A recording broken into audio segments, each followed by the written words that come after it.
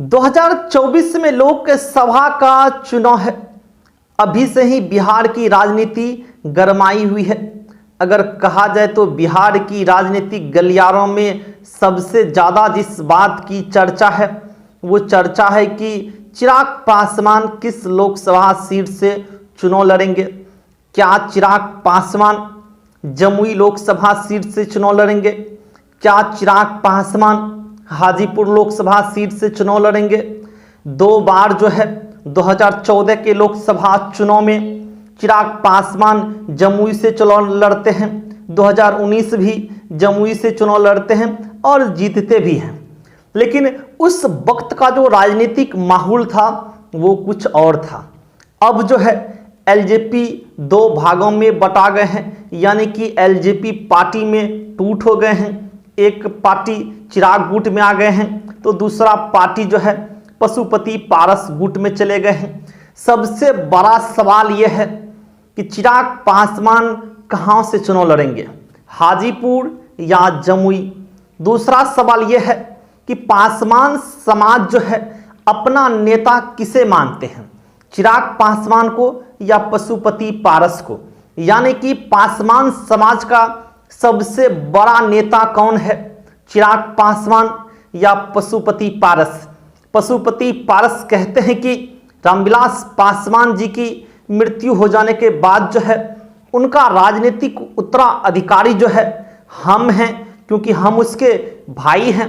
वहीं चिराग पासवान कहते हैं कि हमारे पिताजी स्वर्गीय रामविलास पासवान जी का मृत्यु हो जाने के बाद जो है उसका उत्तराधिकारी जो है हम हैं, क्योंकि हम उसके पुत्र हैं। अब देखने वाली बात यह होगा कि 2024 के लोकसभा चुनाव में क्या दोनों एक साथ आते हैं या दोनों जो हैं अलग अलग तरीके से चुनाव लड़ते हैं, क्या रणनीति रहते हैं। लेकिन सवाल फिर वही होगा कि आखिरकार चिराग पासवान जो है हाजीपुर से चुनाव लड़ेंगे या जमुई से चुनाव लड़ेंगे। ये सवाल जो है प्रत्येक पासवान समाज के मन में जरूर ये चल रहा होगा।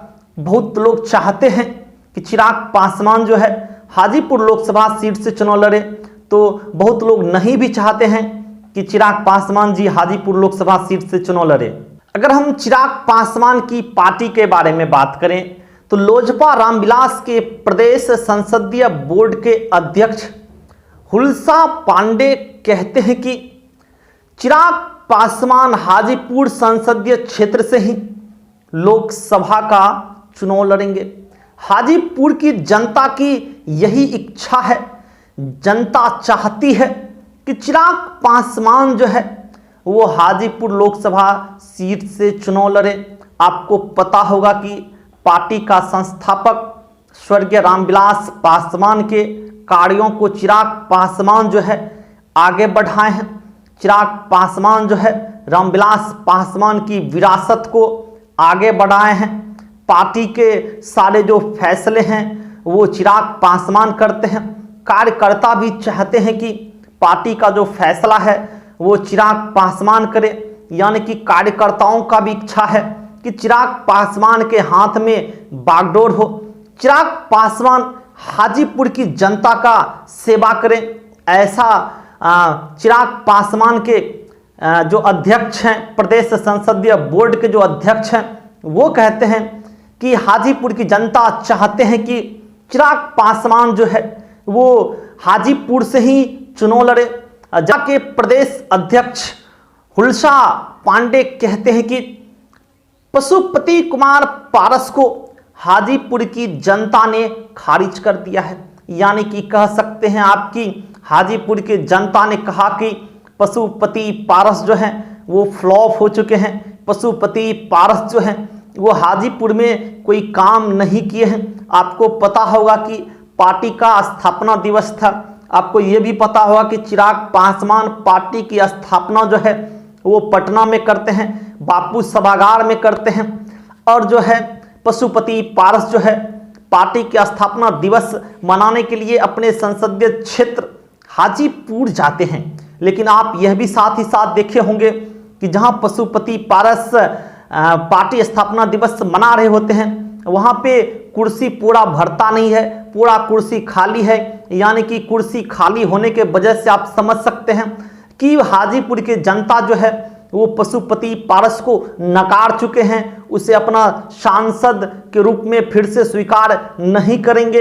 इसीलिए हम चाह रहे हैं कि हाजीपुर जनता जो है वो चिराग पासवान पे विश्वास करे, उनके पिता के जो बचे हुए कार्य हैं वो चिराग पासवान पूरा करें। साथ ही साथ ये भी कहते हैं कि आपको पता ही होगा कि रामविलास पासवान जो है गरीबों का आवाज था, दलितों का आवाज था, लेकिन अब देखिए बिहार में चाचा भतीजा जो है दलितों का अपमान करते हैं, रामविलास पासवान का अपमान करते हैं, और वह दलितों का अपमान करने के बावजूद भी आप देखे होंगे नीतीश कुमार का साथ जो है पशुपति पारस देते हैं।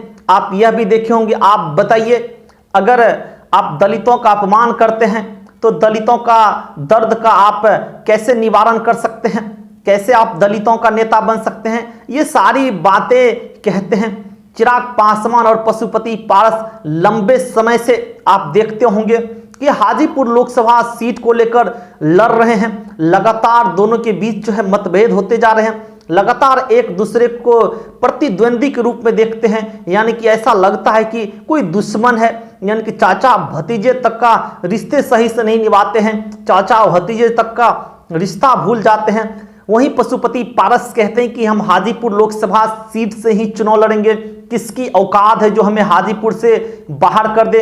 लेकिन अब देखने वाली बात यह होगा कि दोनों जो है चिराग पासवान हो चाहे पशुपति पारस हो, दोनों एनडीए गुट के साथ हैं। तो देखने वाली बात यह होगा कि एनडीए क्या फैसला लेती है और 2024 के लोकसभा चुनाव में कितने सीटें मिलते हैं दोनों को, देखने वाली बात यह भी होगा। साथ ही साथ एनडीए चाहेगी कि ये दोनों के बीच जो आपस में विवाद है, जो दुश्मनी है चाचा भतीजा के बीच, वो खत्म हो, और खत्म होने के बाद जो है पार्टी एक हो जाए और अच्छे से चुनाव लड़े और ज्यादा से ज्यादा सांसद जीत के आए, ऐसा भाजपा जरूर चाहे। पशुपति पारस कहते हैं कि हम हाजीपुर से ही चुनाव लड़ेंगे, हाजीपुर हमारी कर्म भूमि है।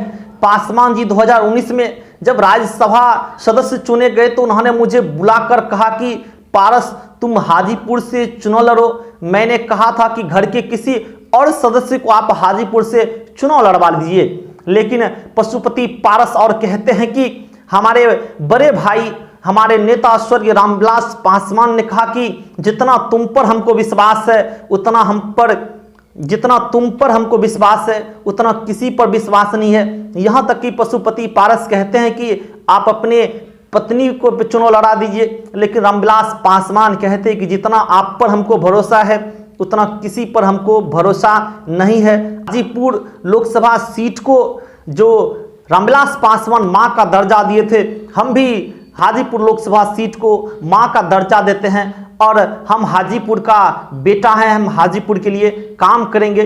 फिलहाल देखने योग्य बात यह होगा कि 2024 के लोकसभा चुनाव में कौन यहां से चुनाव लड़ते हैं, चिराग पासवान या पशुपति पारस।